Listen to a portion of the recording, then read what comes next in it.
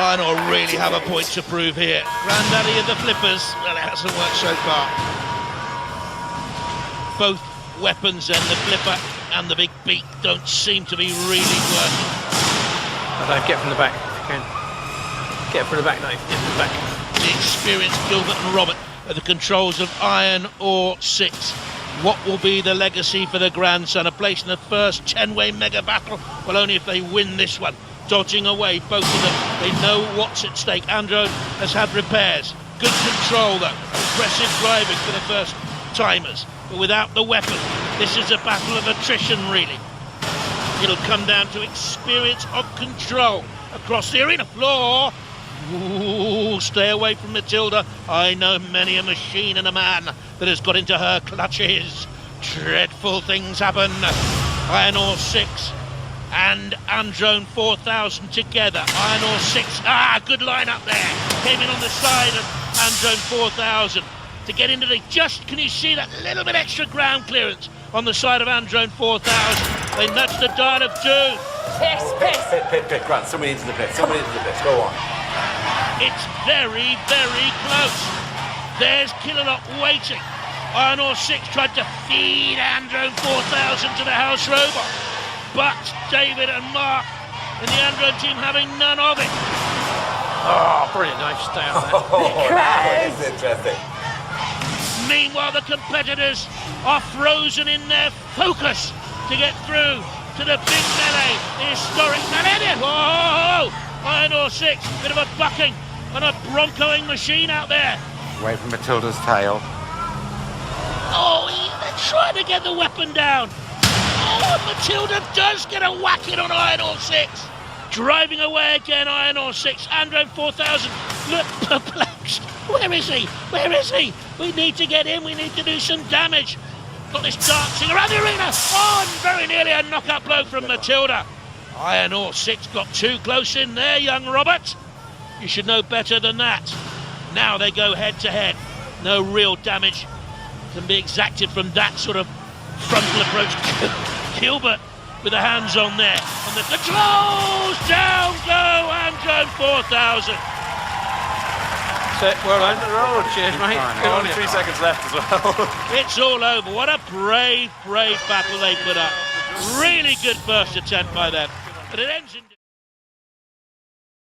Sort them out. The Dominator 2. There they are. Peter Halloway, the team captain at the controls. He drives the engine 101 with Dad Mike. Daughter Amy, she wants to be a surgeon when she's older. 3, 2, 1. Activate. Amy, if you want to get used to slice and dice as a surgeon, let's get used to slicing up Dominator 2 right now. Look at that great axe pick of an axe. Oh, on the top there at 101 already causing damage. Is it punctured 101's aircraft grade aluminium shell? I think it has, and I think it's holding on, and 101 dragging it around the arena floor. Now that's interesting. Mike Franklin may well be able to use that tactic again. Draw Dominator 2 on, get the axe caught on top of the shell, drag it towards a bit. 101 showing good aggression and taking Dominator 2 almost into a CPZ, the corner patrol zone, and Matilda can come out from there and fly at Dominator 2. This is the good heat final we thought it would be. And 101 certainly showing great tenacity and verve. Don't forget they survived the eliminator phase last time around and reached the semi-finals. Only his Hypnodisc stopped them, 101. Dominator 2 madly flailing away with that axe. Do not try this at home, children, with a toothpick on your brother's favourite model car. Wait until Christmas Day and do it then. 101 into the CPZ. Matilda there as well, pushing 101 out. Go on, Amy. Come up with some inspiration, you're going to need it. There, you see, now, it didn't puncture the shell of 101 on that occasion, but look at it. Look at the top. The poor salt out of that. Dragging 101 towards the arena. Oh, wall and into the benches of Dead Metal. That's a great tactic by Dominator 2. Just squeezing out of the grasp of Dead Metal 101. Back into what the house robot again. You can see the mighty pincers there. 101's tracks trundling away on towards the arena floor flipper. Yeah, get away, that's right. Discretion the better part of valor. Run away, live to fight another day, 101. Turned over, that won't bother it. The track's trundled, but all the aggression so far from Dominator 2. Should it go to the judges? Star control, damage and aggression. Those are the things they're looking for. 101, a side attack now on Dominator 2, which means, of course, Dominator 2 can't get the axe into play. Now it can. 101 on the arena wall. Has it been there? It is been there. It's in trouble here, 101. Pinned to the arena wall. Getting away now. Dead Metal has come in for the kill, I think. Dominator 2 on the attack with the axe. And Shunt, what's Shunt doing out there now to take on 101? What are you, Shunt is on the attack. That is not on Ref. Refbot gives Shunt a yellow card. Give him a red card and get him out of there. Poor old 101 should not have been the victim of an attack by Shunt. I'll have a word with Shunt. No, I won't. I'm terrified of Shunt. But it goes to the judges. What? How close is that, by the way? What a good battle!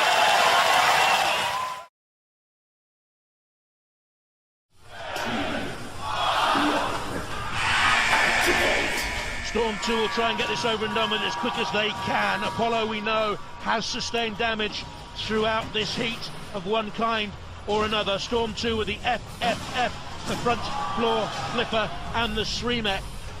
Worrying then, as to why they should say, if Apollo flipped them, they'd be in trouble. And they can surf right, and then the floor flipper.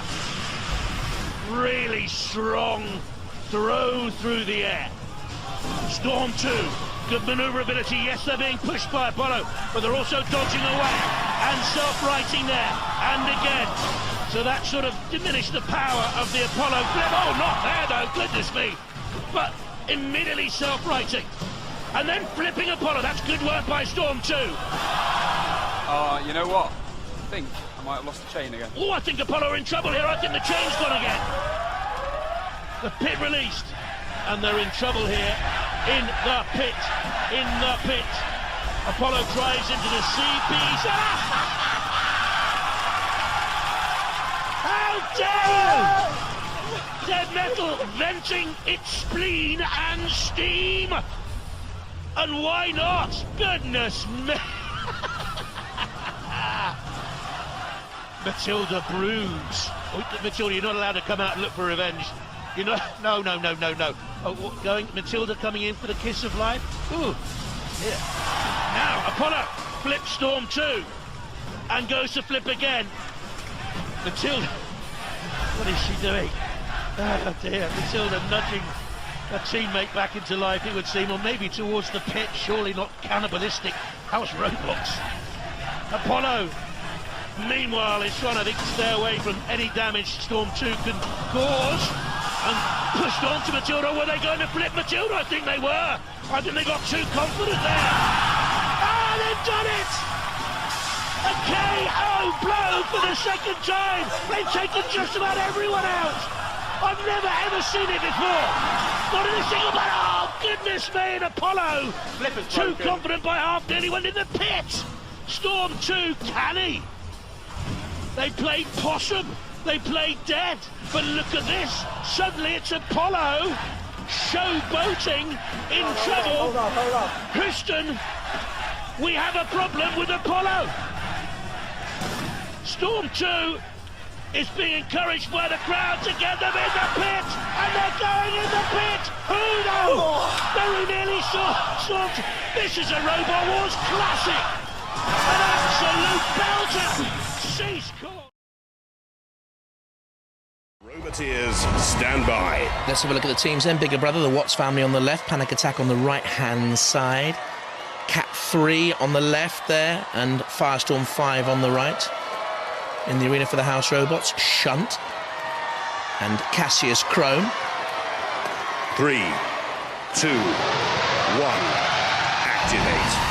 And two machines survive this first round battle of this, the All-Star Championship, and that's a terrific start by Firestorm 5. Shunt toppled, Bigger Brother helping out. The House Robot in real trouble there, so too actually Firestorm 5 momentarily up on the arena side wall. The Refbot comes in to have a check on Shunt. Bigger Brother is nagging away. Cassius Chrome fights back against Cat 3. In comes Firestorm 5. This is tremendous stuff. So much experience out there. Durable machines. Firestorm 5 away. Has to make amends for a disappointing end really in Robot Wars, the 7th championship. Has finished 3rd in Robot Wars 5 and 6, but not this time around. Oh, Bigger Brother's on the pit. Get off there. The pit is descending and Bigger Brother were very, very nearly got the red box down. The ref bot descends. Bring that pit back up, says the ref bot. You don't get rid of me that easily. Cassius Chrome in trouble. What a fight this is. You're only supposed to fight each other, not the house robots at this stage. Oh, the floor flipper wants to get involved as well. It is absolute anarchy out there. Rules? What rules? What did that come off? Cassius Chrome's in trouble. They're ganging up on the house robots. We will remember this for a long, long time. Cassius Chrome is spiked by Cat 3. Bigger Brother wants a little bit of the act. Oh, what's happened to his eyes? The eyes have it, or used to. And poor Cassius Chrome can see no more. Thank goodness he won't see himself being hoisted up into the air. Cat 3 is in there, you can see. The Tiger Stripes and Bigger Brother on the left-hand side. Firestorm 5 remaining aloof as Panic Attack has a little nudge. The message from these competing machines, quite clear. We don't actually mind who goes through to the second round of the All-Stars as long as we take our revenge on the house robots. Shunt, you're a big boy, Shunt, and Bigger Brother's only a wee 98-kilo machine. Come on, right yourself. You are fighting for the pride in the name of Robot Wars. Oh, the ref cap shows he's in peril as well. What on earth is going on? Oh! The drop zone's gone off. Oh dear, the washing machine dropped. That's Cassius Chrome at the attack of Bigger Brother. You can hear the ref. Listen, that's the ref bot groaning quite literally. Shunt's toppled. How do the judges mark this, by the way? 2 machines have to go through to the second round of the All-Stars.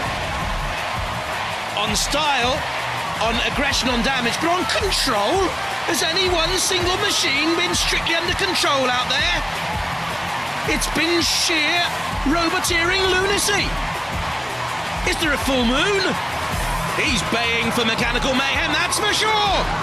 And the Roboteers, you're supposed to be taking on each other, for goodness sake! Come on, Panic! Oh no! Firestorm 5 has driven itself into the pit! Why on earth did it do that? Little Ellie Watts, only 8, she doesn't know.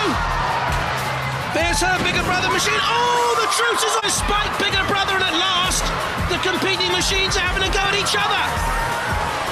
There we can see the remnants of Firestorm 5 down the pit. Why was Cat 3 trying to activate the pit release? Hello? Hello? There's a machine already in there. Dear oh dear. Insanity rules Robot Wars. Bigger Brother is trying to get itself down the pit. No, so. Well, now I've seen virtually everything here. And Cat 3 survives with Panic Attack. 3, 2, 1. Activate. For a place in the heat final against Stinger. S3, the hammerhead shark, as we called him earlier, with that vertically mounted spinning disc. Awesome, as it tries to grind into Mousetrap. And I think Jason Launchbury's tactics here are to stay out of trouble. Well, or try and snare S3, and they've done just that with the guillotine blade. And if that blade can cut off the radio aerial, then S3 would be immobilized. Who will give way first here? Can the blade of S3 sever the spring of the Mousetrap? They're into the CPZ, which means Killalot can also come into the equation. The spring is holding fast. Will the bar go? Well, which robot is immobilized? Whose weapon there? The Mousetrap has certainly been broken, but I wonder if the S3 blade has also been stopped from rotating. It has. Look at that. They are locked together in some ghastly dance of death on Robot Wars. Into the arena sidewall. The blade has been stopped by the Mousetrap, whose own weapon is no longer working. To and fro, shove and heave. Who's got the greater power? S3 100 kilos, Mousetrap 95. Eventually they get away, or do they? You see there the coil of the spring was trapped in S3. They're now free of each other. This is a terrific tussle here. We thought it would be. The guillotine slams down. The blade is working again on S3. Obviously the spring was retarding it somehow.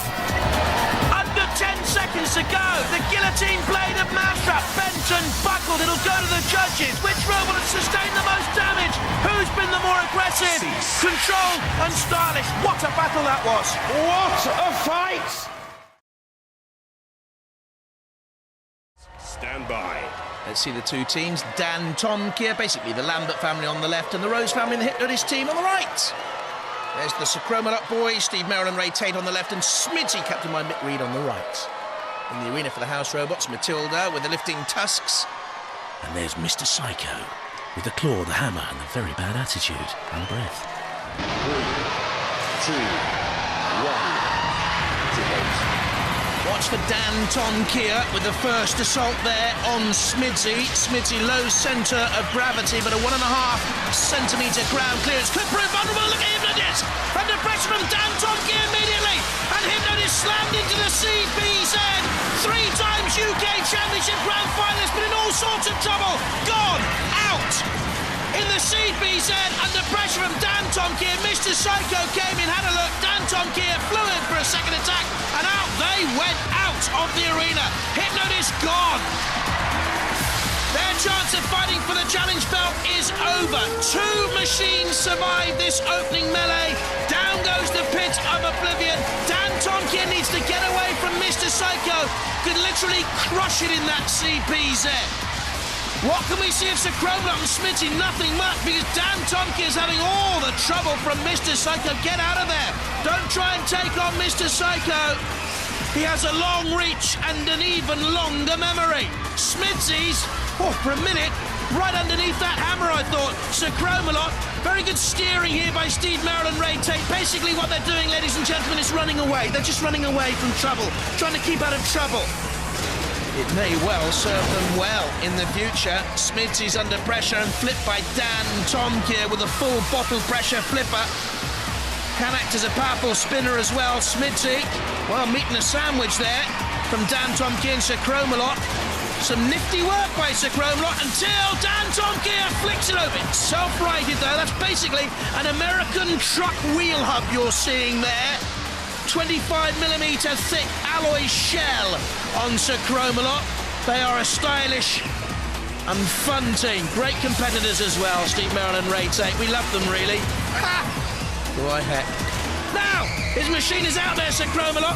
Dan Tom Keir is pushing it away across the arena floor. Smitty living dangerously, flirting with the floor flipper, which is easy to say unless you've been out for a night on the tiles with Steve Merrill and Ray Tate. And then nothing's easy to say.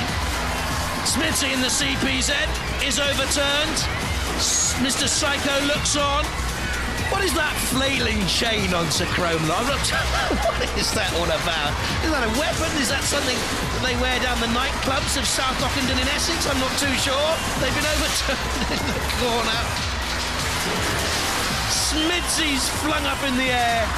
There goes Matilda on those bling-bling boys from Essex. The Sir Cromalot Steel boys. They're out! Matilda caught them with a flywheel bottom, which is rather a grisly thought for anyone. In they go, and Sir Cromalot tossed away like some loose leaf in the autumn fall, and they've gone. So we're left with 2 machines to fight on. Smitty and Dan Tom Keir. There's the fallen knight of the realm, Sir Cromalot. They've arrived in the war zone by helicopter and plane in the past, and limousine Sir Cromalot, and they'll leave, in a trash can, really.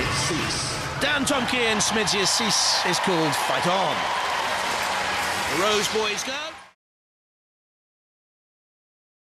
Stand by. There's Matilda in the CPZ of the arena for the House Robots. And Dead Metal, serrated saw in there too. 3, 2, 1. Record gives us green for go. 13 blacks. Rushing roulette, I described it earlier, up to 20 miles an hour, but bashed into by Dominator 2. I just worry about the actual effect of that axe. It looks rather grand, doesn't it? But 13 Black, unlucky for some, has dodged away. But oh! And gone straight into the CPZ and very nearly crashed into the spinning flywheel of Matilda, which glances into Dominator 2, turns it on its side. And now Matilda can come out to play. Not great driving initially by 13 Black, but Dominator 2 followed through into there and got caught. They're righted now, they can back away and come onto the onslaught. But they need to eradicate mistakes like that if they go through to meet Razor. 13 Black, oh! As well, I was going to say depress the pit release button, they destroyed it! Dominator 2's axe has got a grip on one of the roulette wheels. Is holding on. Can they edge it slowly towards the pit? 13 Black trying to drive. Away, no. Heave, ho, to and fro. 13 Black holding on. Dominator 2 pushes. Oh, so now Dominator nearly backed in. 13 Black, look at this is great stuff. Oh, can they do it this time? It's the immovable against the irresistible. 13 Black still fighting away. Dominator 2 nearly turned tortuously towards the pit once again. Don't go left, boys. Move away from the pit. 13 Black on the attack. Matilda there waiting. Who's going to repair that? I'm not too sure if we've got it in the budget. And Dominator 2, what is this love affair with the pit? Not even the 13 Black team can understand Dominator 2's tactics here. Oh, 13 Black! Well, they obviously don't want to go through and meet Razor, either of these two. This is tremendous stuff. It's going to go to the judges. Well, they live dangerously.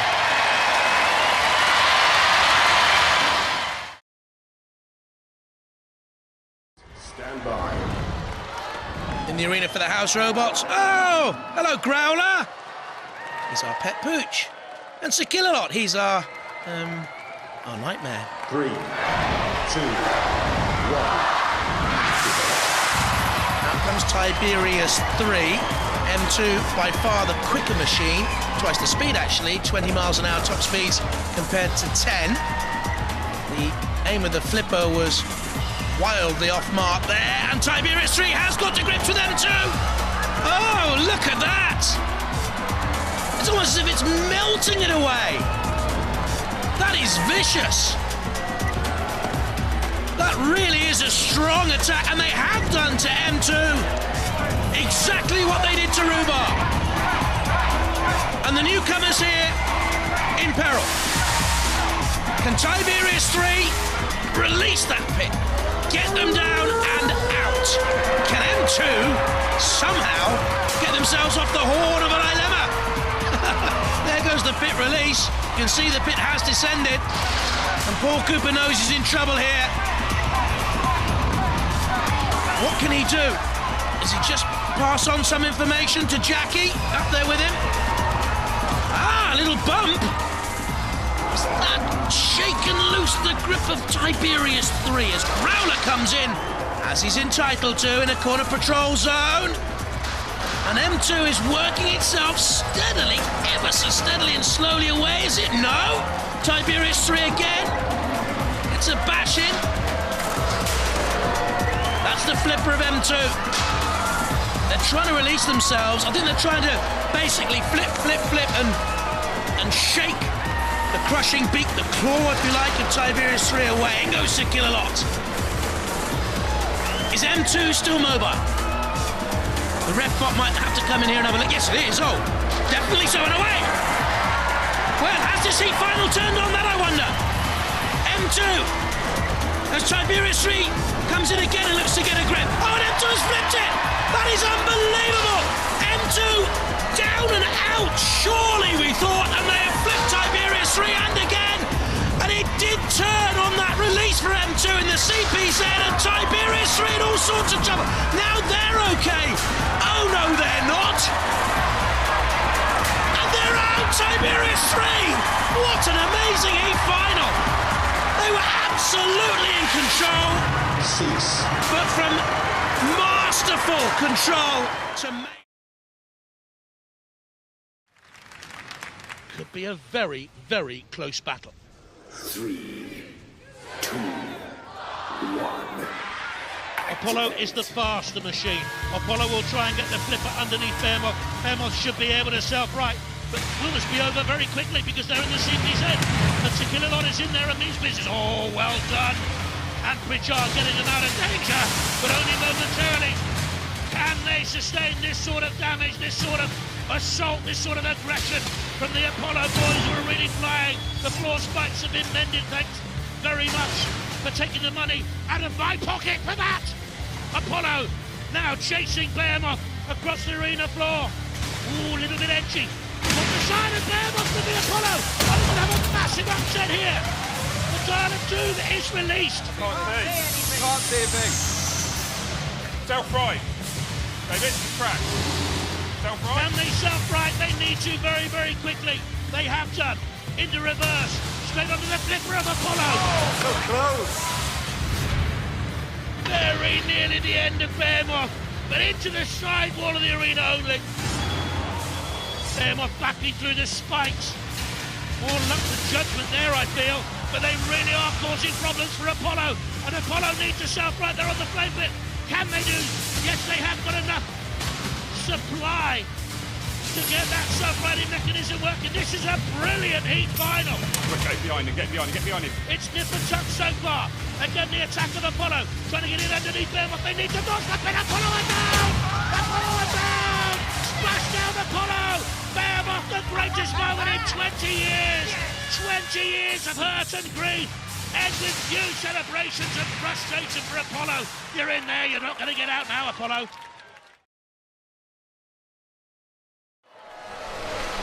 3, 2, 1.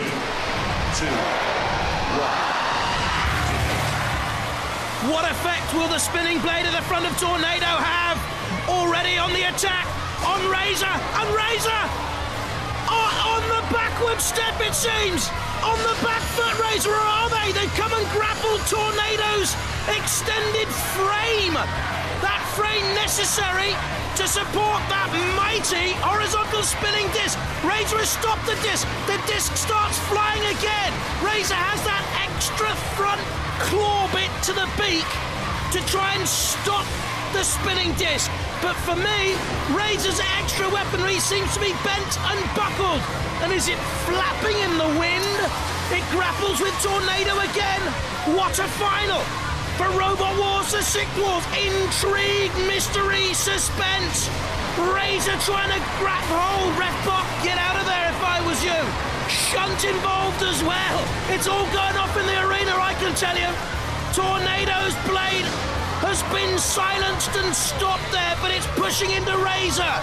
Razor bows its beak forward, but it can't get to the very heart of Tornado because Tornado has protected itself with that framework. Look at this. Forget the Tornado spinning blade. We didn't see this happening. The framework has stopped Razor's attackability. Brilliance from the Tornado team. Can Razor respond? Do you know, I think that little hook thing on the edge of the beak is to try and get a Tornado and lift up the framework, but Razor aren't going to get a chance, are they? Because Tornado slams and bangs. In comes Tornado again. Is this the end of an era? Is this the end of the Razor reign as champions of the UK? They are being smashed into submission. They cannot get away from the arena sidewalls, and the red bot comes in, and all of a sudden, the clock takes on a lurid and awful hue if you are a fan of Razor. They cannot get themselves released. They are pegged in there, and Tornado, systematic in its pressure, in its desire, and in its drive. Finally, Razor is released. There, do you see the little hook? I think it was intended to get in underneath that framework, but Razor's game plan has not worked, and Tornado's has. Right from the start of the series, they boasted of the interchangeable weaponry. We've seen a pusher. We've seen the little spinning disc. We've seen a front bram, and now we've seen the mighty spinning blade. And Tornado is finally pushed back by Razor, but is it too little? Is it too late? What a final this is! What heart Razor has! The sparks of dead metal fly onto the wings of Razor. Can they lift themselves and yet turn this battle around? They're trying to claw Tornado, trying to gain some purchase, but Tornado with that four-wheel drive, again, driving them back into the CPZ, pushing them into shunt, acts as it comes down. Razor and Ian Lewis know they've got a real fight now to retain their crown. Shunt lifted, Razor bashes down. They simply can't get at Tornado's machinery. They can't get at the exposed tyres with the beak. Vinny Blood looks concerned. Razor now trying to build up momentum for another attack. How can they get beyond that lattice work frame? They can't get into the heart of the matter. They can't get into the eye of the storm that is Tornado. Razor trying to force its way back into the final. You heard the pit release button being activated. Finally, Razor has lifted Tornado. Can they take them to the arena sidewall and push them out? It must be their only hope this late on. Tornado's weight, a huge factor here. Oh, that they can't get them down the pit. Look at that, it's an anti-pit device as well. An APD, we have never seen one before. We've heard about them, we have never seen an APD until now. And there it is. It goes to the judges, what innovation and what drama. Certainly, Tornado think they've done enough. Or have they? Because I'm hearing that the Razor boys believe Tornado were suspended in the pit. Not above it, but in the pit. That's one for the judges to mull over. More twists and turns than an Agatha Christie.